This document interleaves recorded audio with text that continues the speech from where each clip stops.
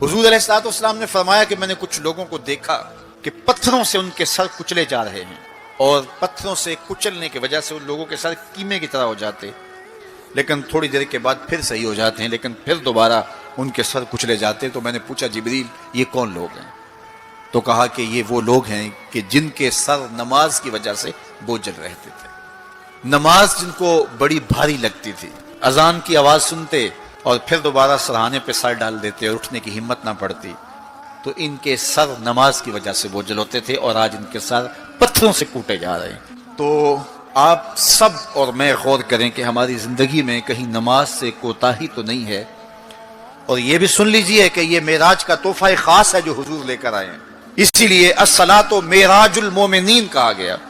कि नमाज अहले ईमान के लिए मेराज है। हुजूर का मेराज तो ये कि दीदार इलाही किया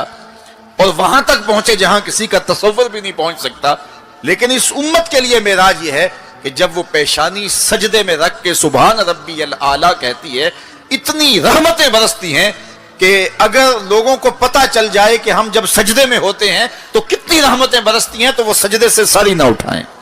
इतनी रहमतों का नज़ूल होता है। इसलिए इस उम्मत का मेराज ये है कि ये 5 गाना नमाज शियारे जिंदगी बना ले, कभी भी नमाज कज़ा ना होने दे।